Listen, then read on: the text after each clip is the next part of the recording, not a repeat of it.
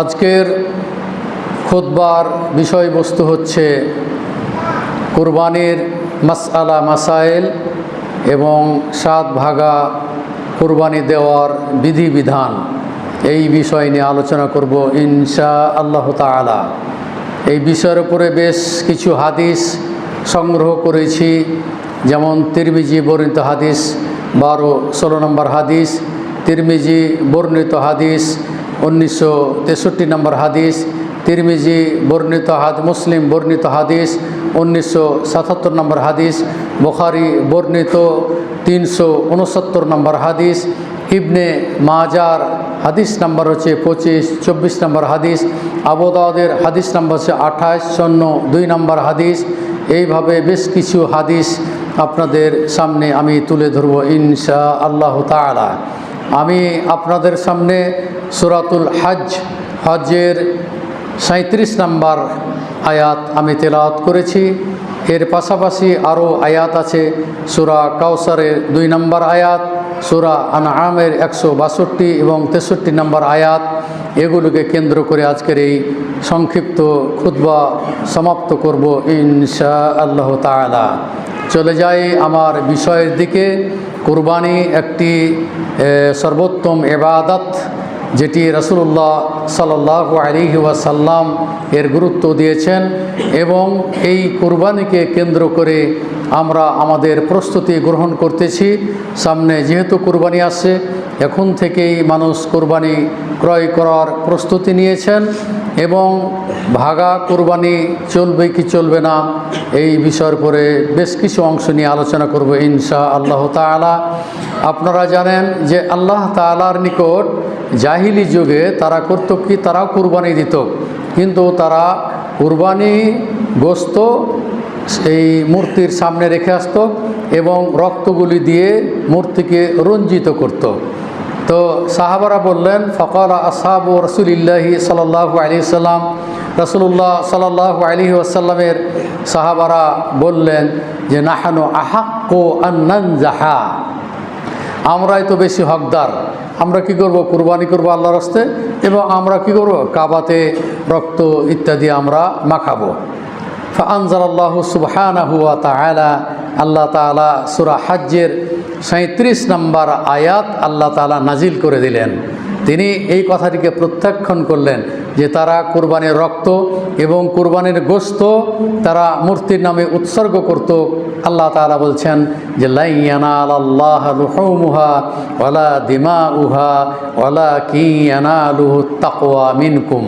আল্লাহ তাআলা বলতেছেন যে কখনো লাম শব্দ এসেছে, যে কখনোই পৌঁছবে না তোমাদের কুরবানির রক্ত এবং গোশত আল্লাহর নিকটে পৌঁছবে না, কিন্তু পৌঁছবে কি, ওয়ালাকিন ইয়ানালুহু তাকওয়া মিনকুম, তোমাদের আল্লাহ ভীতি যেটি তাকওয়া সেটাই আল্লাহর নিকটে পৌঁছবে, কিন্তু কুরবানির গোশত কুরবানির রক্ত আল্লাহ তাআলার নিকটে পৌঁছবে না। তাদের এই কথাকে প্রত্যাখ্যান করার জন্য আল্লাহ তাআলা এই আয়াতটি কী করলেন, নাজিল করলেন। এরপরে আল্লাহ তাআলা ছোট্ট সূরা আপনারা পড়েছেন, আল্লাহ তাআলা বলছেন যে ফাসল্লি লিরাব্বিকা ওয়ানহার, তোমরা তোমাদের রবের জন্য সালাত আদায় করো এবং কি করো, তোমরা কুরবানি করো, তোমরা আল্লাহর রাস্তায় কী করো, কুরবানি করো। ফাসল্লি লিরাব্বিকা ওয়ানহার।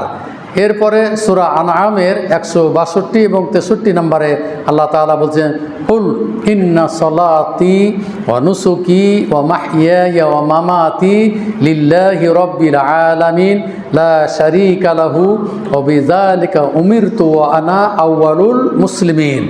আল্লাহ তাআলা বলছেন, হে মুহাম্মদ আপনি বলে দেন, নিশ্চয় আমার সালাত, আমার কুরবানি, আমার জীবন, আমার মরণ সারা বিশ্বের রব আল্লাহ তাআলার জন্য আমি ন্যস্ত করে দিয়েছি, যার কোনো শরিক নাই, লা শারীকা লাহু, যার কোনো শরিক নেই, তিনি একক, তিনি অদ্বিতীয়। বিযালিকা উমিরতু, আমি এই দ্বারাই আদিষ্ট হয়েছি, ও আনা আউয়ালুল মুসলিমিন, আমি হলাম সর্বপ্রথম মুসলিম। এটি আল্লাহ তাআলা এই 2টি আয়াত নাজিল করে দিলেন যে আমার সালাত, কুল ইন্না সালাতি ওয়া নুসুকি, এবং কুরবানি কার জন্য, একমাত্র আল্লাহ তাআলার জন্য। তাহলে আমরা যে কুরবানি করব একমাত্র আল্লাহ তাআলার উদ্দেশ্যে আমরা কুরবানি করব। এরপরে এই যুলহিজ্জার 1 তারিখ থেকে আপনার 9 তারিখ পর্যন্ত বা 10 তারিখ পর্যন্ত একটি বিশেষ আমল আছে, যেটি আল্লাহর নিকটে অধিক প্রিয় এবং সর্বোত্তম। যেমন আল্লাহ রসুল সাল্লাল্লাহু আলাইহি সাল্লাম বলছেন, মা মিন আইয়ামিন আল আমালু সালিহ ফিহিন্না আহাব্বু ইলাল্লাহি মিন হাযিহিল আশারা। فقالوا يا رسول الله ولا الجهاد في سبيل الله قال ولا الجهاد في سبيل الله إلا رجل خرج بنفسه وماله فلم يرجع من ذلك بشيء। এটি হলো বুখারী বর্ণিত হাদিস, 969 নম্বর হাদিস। আল্লাহ রসুল সাল্লাল্লাহু আলাইহি ওয়াসাল্লাম বলছেন যে এই 10 তারিখের চেয়ে উত্তম আমল আর নেই। 10 তারিখ মানে যুলহিজ্জার যখন চাঁদ দেখবেন তখন থেকে 1 থেকে 10 পর্যন্ত এই আমলগুলির কথা বলা হচ্ছে, যে আমল আল্লাহর নিকটে অধিক প্রিয়। তখন সাহাবারা বললেন যে ফাকালু ইয়া রাসূলুল্লাহি ওয়ালাল জিহাদু ফি সাবিলিল্লাহ, আল্লাহর পথে জিহাদ করাও কি এই 10 দিনের আমলটা কি সর্বোত্তম? আল্লাহ রসুল সাল্লাল্লাহু আলাইহি সাল্লাম বললেন, আল রাজুলুন ইল্লা রাজুলুন খারাজা বিনাফসিহি ওয়া মালি, কিন্তু ওই ব্যক্তি ব্যতিরেকে যে ব্যক্তি নিজের সম্পদ আল্লাহর পথে বের হয়ে গেল জিহাদ করার জন্য, যে ফালাম ইয়ারদিউ যালিকা বিশাইইন, কিন্তু সে জিহাদ করতে গিয়ে আর ফিরে আসতে আসলো না, সে কি শহীদ, এর মর্যাদা আলাদা। এটি এই 10 দিন যে সর্বোত্তম আমল কথা বলা হয়েছে তার চেয়ে উত্তম হলো ওই ব্যক্তি যে ব্যক্তি জিহাদে গিয়ে মারা গেল এবং সে আর বাড়ি ফিরে আসলো না, তার আমলটা ভিন্ন এবং সেটি হলো সর্বোত্তম আমল। এটি হলো বুখারী বর্ণিত হাদিস। তাহলে আমরা ওই যে 10 তারিখ পর্যন্ত কি আমলগুলি করব, ওলামায়ে কেরাম এখানে করেছেন, সৎ আমলগুলি করার কথা বলেছেন। যেমন 1 থেকে 9 তারিখ পর্যন্ত কেউ যদি সক্ষম হয় সিয়াম পালন করতে, তাহলে সর্বোত্তম আমল হিসাবে ওই সিয়াম 1 তারিখ হতে 9 তারিখ পর্যন্ত সিয়াম রাখবে। এটি হলো একটি আমল। দ্বিতীয় আমল হলো যে এই সময়ের মধ্যে মানুষ বেশি বেশি করে সাদকা দান খায়রাত করে, সালাত আদায় করে, নফল সিয়াম পালন করে, নফল ইবাদত করে, এগুলো কি সৎ আমলের অন্তর্ভুক্ত। এরপরে যেটি সর্বোত্তম আমলের মধ্যে এসেছে যে আমরা সবাই মিলে ঈদগাহে যাব, ঈদের সালাত আদায় করব এবং আমরা সবাই মিলে কুরবানি করব। এক জায়গাতে বহু ভালো কাজ একত্রিত হয়েছে, এই জন্য এই 10 দিনকে সর্বোত্তম আমল হিসাবে আল্লাহ রসুল সাল্লাল্লাহু আলাইহি সাল্লাম কী করছেন, ব্যাখ্যা দিয়েছেন এবং আখ্যায়িত করেছেন। এই জন্য সামনে আমাদের যে যুলহিজ্জা মাস আছে, সেই মাসের যতগুলো করণীয় এবং বর্জনীয় সেগুলো আপনাদেরকে করতে হবে। যেমন আল্লাহ রসুল সাল্লাল্লাহু আলাইহি ওয়াসাল্লাম বলছেন, মান আরাদা আহাদুকুম আন ইউদাহিয়া ফালা ইয়ামুসা মিন শাআরিহি ওয়া বাশারিহি শাইআ। আল্লাহ রসুল সাল্লাল্লাহু আলাইহি সাল্লাম বলছেন, যখন তোমাদের কেউ কুরবানি করার যখন ইচ্ছা পোষণ করবে, তখন চাঁদ ওঠার আগেই যেন তার চুল এবং আরও যে নখ মানে যেগুলো কুনি বা নখ, এরপরে অবাঞ্ছিত লোম, এগুলো চাঁদ ওঠার আগেই কী করতে হবে, পরিষ্কার করে নিতে হবে।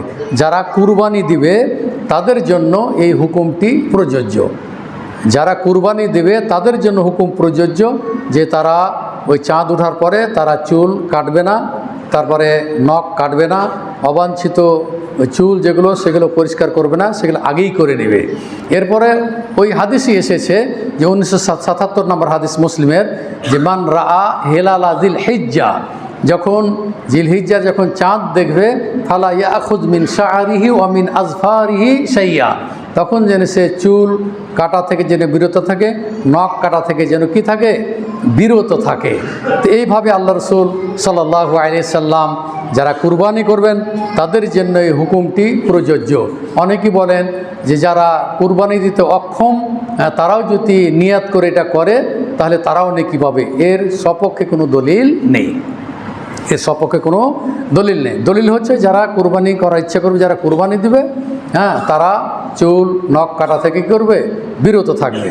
তো এগুলো হলো, যেহেতু যুলহিজ্জা মাসের চাঁদ দেখা গেলে এই ধরনের আমল যেগুলো সেগুলো আপনারা করবেন। এরপরে পরবর্তীতে ইনশাল্লাহ আপনাদের সামনে আরাফার সিয়াম সম্পর্কে আলোচনা করব। আরও কিছু যেগুলো অংশ বাকি থাকবে, যেমন কুরবানির গোশত, কুরবানি কিভাবে করবেন, কুরবানির দোয়া কি ইত্যাদিতে গোশত কিভাবে বন্টন করতে হবে, পরবর্তীতে ইনশাআল্লাহ এগুলো নিয়ে আলোচনা করব।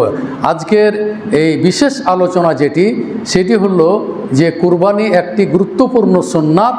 এখন যেহেতু আপনারা কুরবানি কিনবেন, এখন কি ধরনের কুরবানি কিনবেন এ ব্যাপারে আন্না রাসূলুল্লাহি সাল্লাল্লাহু আলাইহি ওয়াসাল্লাম সুয়েলা, আল্লাহ রসুল সাল্লাল্লাহু আলাইহি ওয়াসাল্লাম জিজ্ঞাসিত হয়েছিলেন যে মাজা ইউত্তাকা মিনাদ দহায়া, কুরবানি করতে গিয়ে কুরবানি কোন ধরনের কুরবানি আমরা করব আর কোন ধরনের কুরবানি করা থেকে আমরা বিরত থাকব। তো ফাআশারা রাসূলুল্লাহি সাল্লাল্লাহু আলাইহি ওয়াসাল্লাম বিয়াদিহি, আল্লাহ রসুল এই হাত দ্বারা, আঙ্গুল দ্বারা তিনি বললেন যে 4টি জিনিস থেকে বেঁচে থাকতে হবে। কুরবানির যে ত্রুটিগুলো আছে, 4টি গুরুত্বপূর্ণ ত্রুটি, সেগুলো থেকে বেঁচে থাকতে হবে।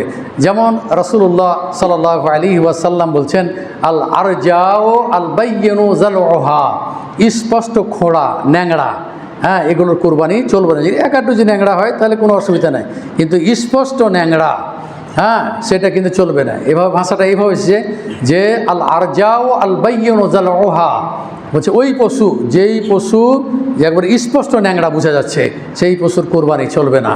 তারপর হচ্ছে ওয়াল আওরাও আল বাইয়িনু আওয়ারুহা, এবং স্পষ্ট কানা, অন্ধ, এই অন্ধ বা কানা পশুর কোরবানি হবে না। এরপরে আল্লাহ রাসূল বলছেন 3 নাম্বার আল মারিদাতু আল বাইয়িনু মারাদুহা, স্পষ্ট রুগ্ন, মানে বোঝা যাচ্ছে এ রোগী, মানে অসুস্থ গরু। এই অসুস্থ গরু স্পষ্টভাবে যদি বোঝা যায় তাহলে তারও কুরবানি করা চলবে না। এরপরে বলা হচ্ছে ওয়াল আজফাউ, 4 নাম্বার ওয়াল আজফাউ আল্লাতি লা তুনকি, আল্লাহ রসুল বলছেন ওই পশু যেটা একবারে জীর্ণ শীর্ণ, হাড় বের হয়ে গেছে, কোনো গোস্ত নেই, চলাফেরা করতে পারে না, কোন করে দাঁড়াইতে পারে, টেনে টেনে তাকে খাওয়াইতে হয় ইত্যাদি, যাকে বলা হয় জীর্ণ শীর্ণ কুরবানি পশু, এগুলোর কুরবানি করা যাবে না। আবু দাউদ বর্ণিত হাদিস 2802 নম্বর হাদিস। এখান থেকে বোঝা গেল যে মূল যে জিনিসগুলো ত্রুটি রয়েছে এই ত্রুটি থেকে আপনারা খেয়াল করবেন। এরপরে অনেকেই প্রশ্ন করেন যে শিং হয়তো ভেঙে গেছে অথবা জন্মগতভাবে শিং বেরই হয়নি, খুব এর কুরবানি করা যাবে কি যাবে না। এ ব্যাপারে আলী রাদিয়াল্লাহু তাআলা আনহুকে জিজ্ঞাসা করা হয়েছিল যে এই আনিল বাকারা, গরুর কুরবানি সম্পর্কে। তো আলী রাদিয়াল্লাহু তাআলা আনহু বললেন যে আল বাকারা তো আন সাবআতিন, হ্যাঁ, একটি গরু 7 জন কি করবে, কুরবানিতে অংশগ্রহণ করবে। তারপরে বললেন যে মাকসুরাতুল কারন, যদি শিং ভাঙ্গা হয় তাহলে কি করতে হবে। তো আলী রাদিয়াল্লাহু তাআলা আনহু বললেন যে লা ইয়াদুররুকা, এই শিং ভাঙ্গাতে তোমার কুরবানির কোনো ক্ষতি হবে না। দেখুন হাদিস নাম্বার হচ্ছে বাইহাকির 18,887 নম্বর হাদিস, এটা বাইহাকির হাদিস। এই হাদিসগুলো সাধারণত আমাদের দেশে পড়ানো হয় না, আমরা পড়েছি এগুলো সৌদি আরবে। এখানে তো 6খান বই পড়ায় হাদিসের, যেমন আবু দাউদ, নাসাই, তিরমিজি, ইবনে মাজাহ, বুখারী, মুসলিম। সাধারণত কমই মাদ্রাসাতে এই ধরনের হাদিসগুলো পড়া হয়। আর আমরা হাজারো হাজার আরও যেগুলো হাদিস আছে সেগুলো আমরা পড়েছি, দেখেছি এবং আমরা এগুলো মোতালা করেছি। সেই হিসাবে বাইহাকির হাদিস যেটি, আলী রাদিয়াল্লাহু তাআলা আনহুকে জিজ্ঞাসা করা হলো যে আনিল বাকারা, গরুর কুরবানি করার সম্পর্কে। তা আলী রাদিয়াল্লাহু তাআলা আনহু বললেন আল বাকারা তো আন সাবআতিন, 7 জনের পক্ষ থেকে এই একটি গাভী বা একটা গরু কি করবে, কুরবানি দিবে। তারপর ওনাকে জিজ্ঞেস করলেন যদি সিং ভাঙ্গা হয়, মাকসুরাতুল কারন, কারন মানে হলো সিং, আর মাকসুরা মানে ভাঙ্গা, ভাঙ্গা সিং সম্পর্কে যদি পশু যদি ভাঙ্গা সিং হয় তাহলে এটা কুরবানি চলবে কি চলবে না। তা আলী রাদিয়াল্লাহু তাআলা আনহু বললেন যে লা ইয়াদুররুকা, এই সিং ভাঙ্গাতে তোমার কুরবানির কোনো অসুবিধা হবে না। এখান থেকে বোঝা গেল যে যদি শিং বের না হয়, শিং বের হওয়ার পর যদি ভেঙে যায় তাহলে ওই কুরবানির কোনো অসুবিধে নাই।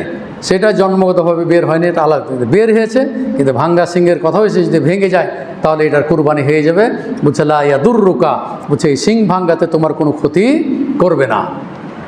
তো এই আলী রাদিয়াল্লাহু তাআলা আনহুর হাদিস আপনাদের সামনে আমি যেটা উপস্থাপন করতে চাচ্ছি সেটা হলো যে আমাদের দেশে কিছু আলেম এই বিষয়টি নিয়ে বিতর্ক করেন, বেশ কিছু দিন থেকে চলে এটা, কিন্তু সারা বিশ্বের আলেম ওলামা, এমনকি সৌদি আরবের যারা গ্রান্ট মুফতি এবং আল্লাজনা দাইমা স্থায়ী এই যারা ফতোয়া বোর্ডের সদস্য, তাদের ফতোয়াগুলো আমি হুবহু তাদের আরবিগুলো আপনাদেরকে নকল করে আমি শোনারও চেষ্টা করব।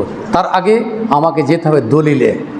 দলিল কি বলে যে 7 ভাগা কুরবানি দেওয়া জায়েজ কিনা, এই বিষয়ের উপরে পিছনে যারা বসে আছেন একটু সামনের দিকে আসতে পারেন, এই কিছু কিছু জায়গায় ফাঁক আছে, আপনারা চলে আসুন, বসুন, সামনে এসে বসুন। তো আমরা দলিল, আগে দলিল খুঁজবো, তারপর ওলামাদের মতামত আমরা যাব। আগে দলিল খুঁজি। জাবের রাদিয়াল্লাহু তাআলা, জাবের বিন আব্দুল্লাহ রাদিয়াল্লাহু তাআলা আনহুর একটি হাদিস, মুসলিমে হাদিস নাম্বার হচ্ছে 13-18 নম্বর হাদিস। তিনি বলতেছেন যে কালান নবীও, নবী সাল্লাল্লাহু আলাইহি ওয়াসাল্লাম বলছেন, আল বাকারাতু আন সাবআতিন ওয়াল জাজুরু আন সাবআতিন। একটি গরুতে 7 জন অংশগ্রহণ করতে পারবে, একটি উটে 7 জন অংশগ্রহণ করতে পারবে।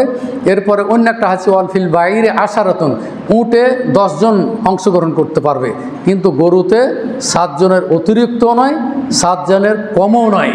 এই ব্যাখ্যাতে যাব ইনশাআল্লাহ, আপনাদের সামনে আমি পেশ করব দলিল। তো এখানে বোঝা গেল যে মুসলিমের হাদিস, তিনি বলতেছেন যে গরুতে 7 ভাগা এবং উটে 10 বা 7 ভাগা দেওয়া, মানে ভাগা দিতে আল্লাহ রসুল সাল্লাল্লাহু আলাইহি ওয়াসাল্লাম বলেছেন। আল্লাহ রসুল, এটা কথা, এটা আমার আপনার কথা না, এটা কার কথা? রাসূলুল্লাহ সাল্লাল্লাহু আলাইহি ওয়াসাল্লাম ক্বালান নবী, নবী সাল্লাল্লাহু আলাইহি ওয়াসাল্লাম বলছেন, আল বাকারাতু আন সাবআতিন ওয়াল জাজুরু আন সাবআতিন। আবার জাবের বিন আব্দুল্লাহর একটি হাদিসে এসেছে যে কুন্না ফি সাফারিন, হ্যাঁ, বলছে ফাহাজার আল আযহা ফাস্তারাকনা ফিল বাকারাতে সাবউন ওয়া ফিল বাইরে আশারাতুন। জাবের বিন আব্দুল্লাহর একটা হাদিসে এসেছে যে আমরা সফরে ছিলাম, তখন আমরা কুরবানি নিয়ে আসলাম, সেখানে গরুতে 7 জন অংশগ্রহণ করলাম, উটে 10 জন অংশগ্রহণ করলাম। এটা হলো জাবের বিন আব্দুল্লাহর হাদিস। আর আগেরটাও জাবের বিন আব্দুল্লাহর হাদিস। ইবনে আব্বাস রাদিয়াল্লাহু তাআলা আনহুরও একটি হাদিস যেটি এসেছে, মানে ইবনে আব্বাসিন রাদিয়াল্লাহু তাআলা আনহু ক্বাল, তিনি বলছে যে কুন্না ফি সাফারিন ফি আমিল হুদাইবিয়া, আমি হুদাইবিয়াতে আমরা ছিলাম, তখন আমরা কি করলাম, ফাস্তারাকনা ফিল বাকারা, ফাস্তারাকনা সাবআতুন ফিল বাকারাতে, আমরা 7 জন গরুতে অংশগ্রহণ করলাম এবং উটে 10 জন অংশগ্রহণ করলাম। এইভাবে হাদিস বর্ণিত হয়েছে। এখন আসলো যে সমস্ত ভাইরা বা আলেম যারা ব্যাখ্যা দেন যে জাবের বিন আব্দুল্লাহর 2টা হাদিস, একটা হলো যে আল্লাহ রাসূল বলছেন 7 গরুতে আর উটে 10, আর একটা হাদিসে এসেছে জাবের বিন আব্দুল্লাহর হাদিস যে আমরা সফরে ছিলাম। ওনাদের বক্তব্য, তাদের ব্যাখ্যা হলো এই যে যেহেতু সফরের ব্যাপারটা এসেছে ওখানে, হ্যাঁ, এখানে ব্যাখ্যাভাবে এসেছে, আর যেটা 7 আর 10-এর কথা এখানে ব্যাখ্যা নেই, অতএব যেটা ব্যাখ্যাপূর্ণ হাদিস সেটার উপর আমল করতে হবে। তার মানে এটা সফরের জন্য খাস বলে আমাদের দেশে 2-1 জন আলেম ছাড়া এই কথাটা কেউ বলেন না।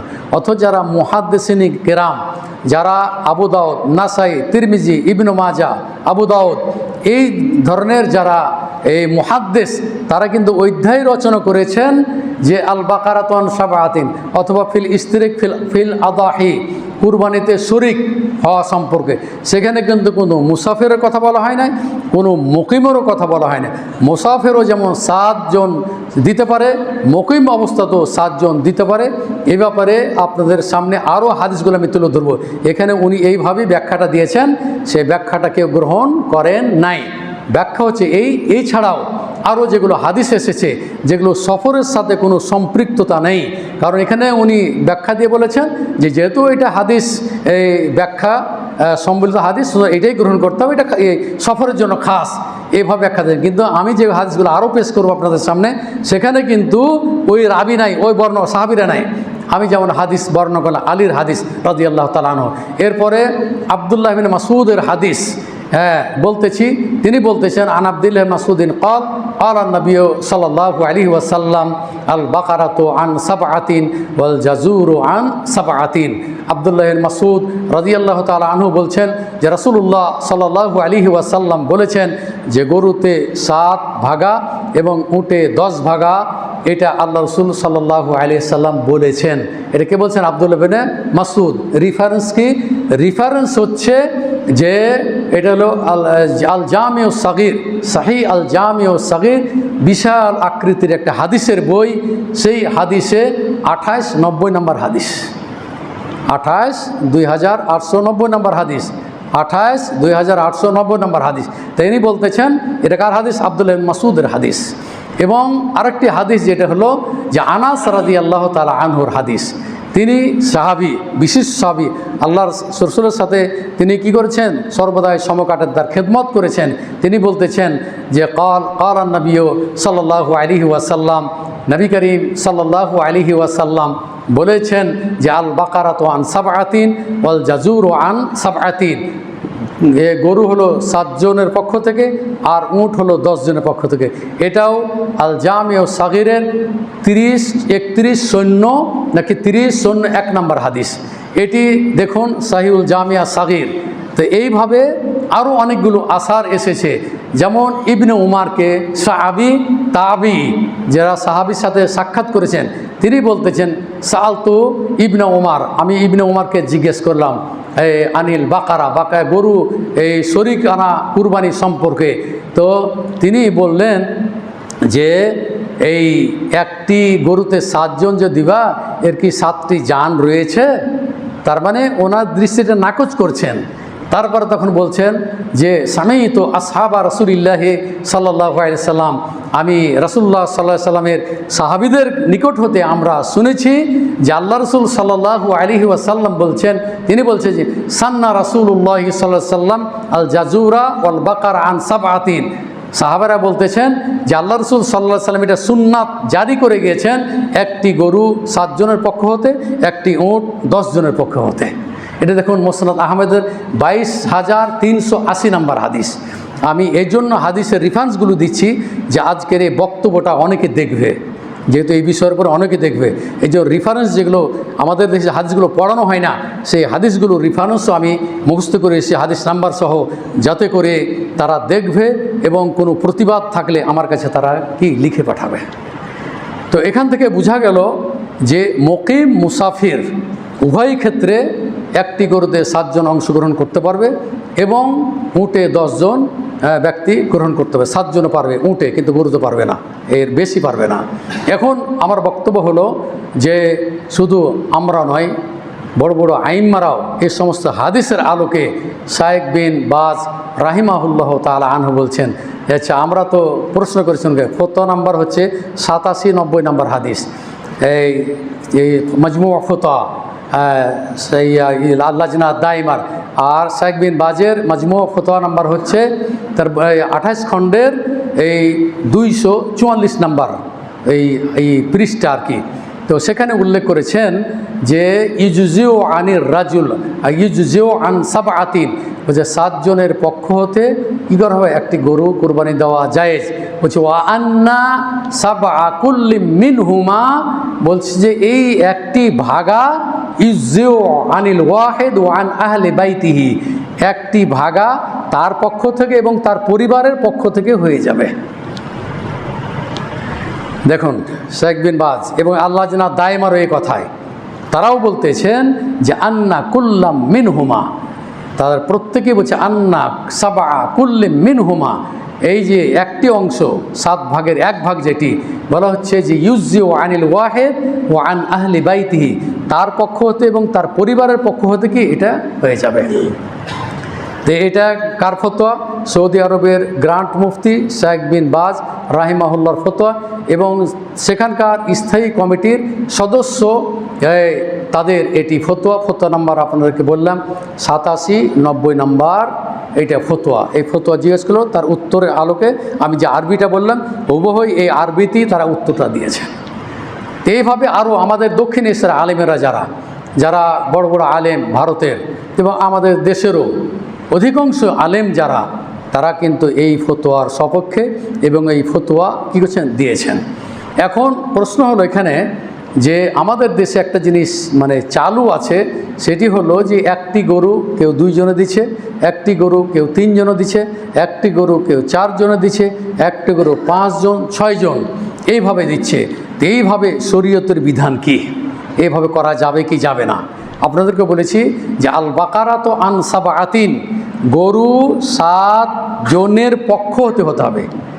ইলা সাবাতিন বলা হয় না, 7 পর্যন্ত যদি বলতো হাদিসে ইলা মানে পর্যন্ত, যদি বলা হয় একটা গরু 7 জন পর্যন্ত দিতে পারবে, তাহলে 2 জন 3 জন 4 জন 5 জন এভাবে দিতে পারবে। কিন্তু শব্দ এসেছে আল বাকারা তো আন সাবাতিন, 7 জনের পক্ষ হতে, তাহলে 7 জনের পক্ষ যে 7টা আপনাকে করতেই হবে।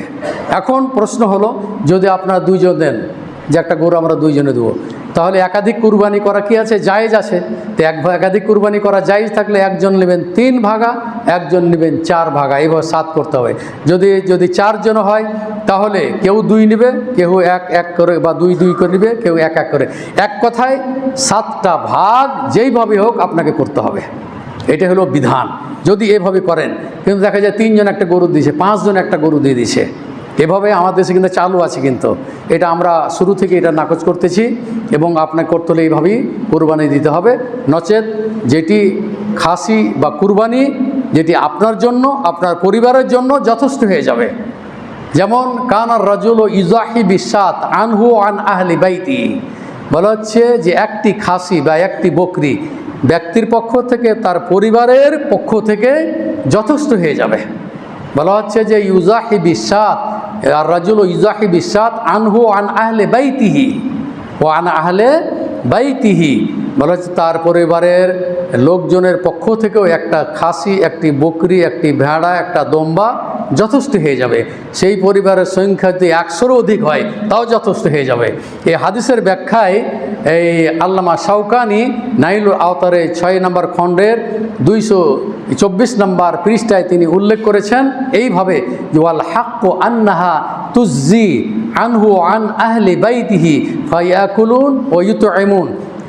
উনি বলছে ওয়ালাউ কানু মিয়াতা নাফসিন, বলা হচ্ছে একটি ছাগল তার পক্ষ থেকে, তার পরিবারের পক্ষ থেকে যথেষ্ট হয়ে যাবে। পরিবারের সংখ্যা যদি 100-এরও অধিক হয় তারপরেও যথেষ্ট হয়ে যাবে। তো এগুলো হাদিস। এরপরে আল্লাহ রসুল সাল্লাল্লাহু আলাইহি ওয়াসাল্লাম নিজেও কি করেছেন?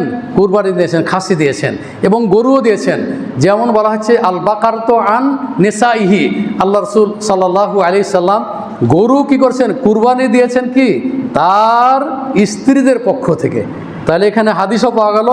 এবং আল্লাহ রসুল সাল্লাল্লাহু একাধিক যে কুরবানি দিয়েছে, বুখারীর হাদিস, আল্লাহ রসুল সাল্লাল্লাহু আলাইহি সাল্লাম এই হজ্জাতুল বিদায় হজ্জে তিনি কি করেছিলেন?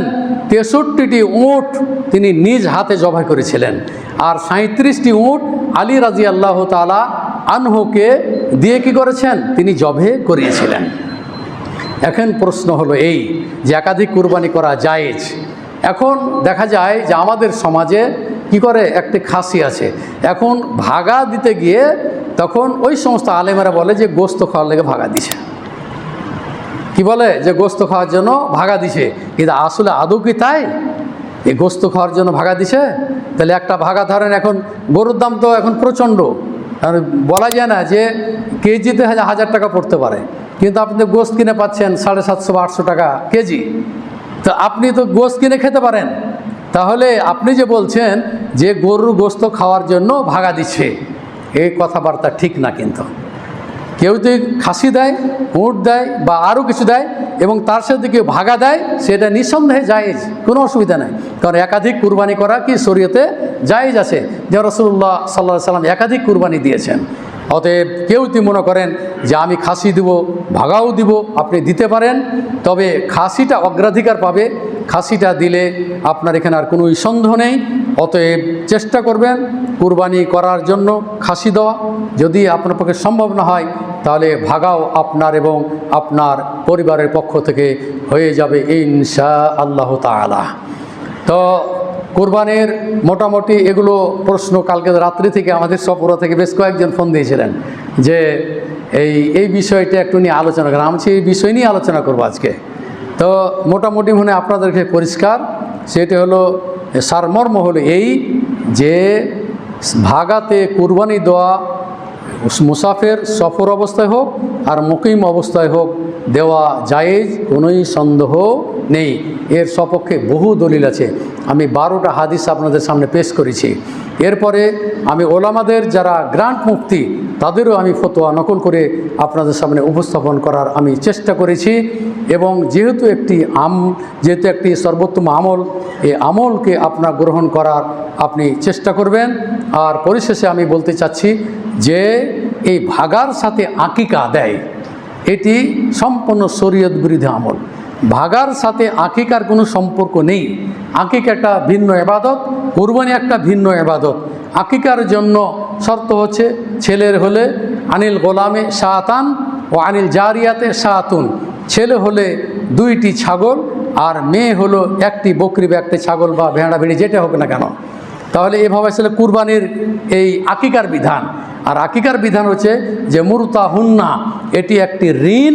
হ্যাঁ, এই ঋণটা কী করতে হবে? আপনাকে পরিশোধ করতে হবে। আপনি অভিভাবক, আপনার যদি দেখা যায় যে 7ম দিনে ঈদুল আজহা পড়ে গেছে, আলাদাভাবে আপনি ওটাকে দিবেন। আকিকা আলাদাভাবে দেবেন, কুরবানি আলাদাভাবে দিবেন। যদি দেখা যায় কুরবানি এবং আকিকা একদিনই হয়ে গেছে কিন্তু আপনার পক্ষে সম্ভব হচ্ছে না দুইটা একদিনে করার, তখন ওলামায়ে কেরাম যেটি বলেছেন যে এখানে আকিকাটায় অগ্রাধিকার পাবে। আকিকাই পাবে, অগ্রাধিকার পাবে। সুতরাং যদি ক্ষমতা থাকে তাহলে আপনি 2টা দেবেন, ক্ষমতা যদি না থাকে তাহলে আকিকাটায় বাস্তবায়ন করবেন। যদি ঈদের দিনে যদি কুরবানি এবং আকিকা একই দিনে যদি হয়, কিন্তু ভুল ক্রমেও অনেকেই দেখা যায় যে আপনি কি করছেন, ভাগা গোছে নিয়েছেন যে আমার সন্তানের তো আকিকা দেওয়া হয় নাই, তার জন্য 1টি ভাগা বা 2টি ভাগা, আর আমার কুরবানি আমার 1টি ভাগা। এইভাবে ভাগা করে আপনার কোনোটাই আদায় হবে না, না ওটা হবে না এটা হবে। এজন্য শরীয়ত যেভাবে আপনাকে নির্দেশ দিচ্ছে ঠিক সেইভাবে আমল করার চেষ্টা করবেন। কোনো সময় ভাগাতে আকিকা ঢুকাবেন না। আকিকা পারলে আপনি ঠিক সময় মতো দিবেন, না পারলে আল্লাহ তাআলা আপনাকে পাকড়াও করবেন। এখন কারণ যে লা ইউকাল্লিফুল্লাহু নাফসান ইল্লা উসআহা, সাধ্যের অতিরিক্ত কোনো কিছু আল্লাহ তাআলা কারোর উপর চাপিয়ে দেন নাই। অতএব ক্ষমতার মধ্যেই আমাদেরকে এই ধরনের বিধিবিধান যেগুলো এসেছে আমাদেরকে বাস্তবায়ন করার চেষ্টা করতে হবে। কুরবানি হচ্ছে একটি গুরুত্বপূর্ণ ইবাদত, গুরুত্বপূর্ণ একটি সুন্নাত।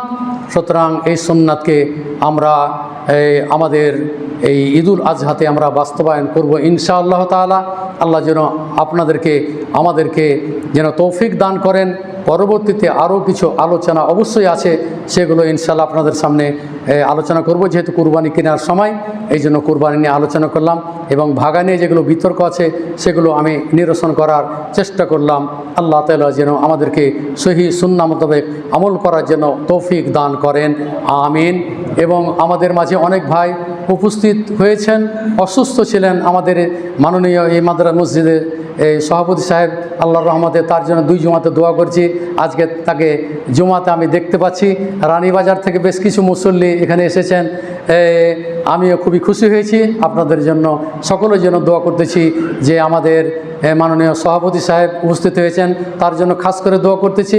এবং আমাদের মাঝে যারা অসুস্থ আছেন সবাই নর নারী সকলের জন্য দোয়া করতেছি। হে আল্লাহ, তুমি তাদেরকে দ্রুত সুস্থতা দান করো।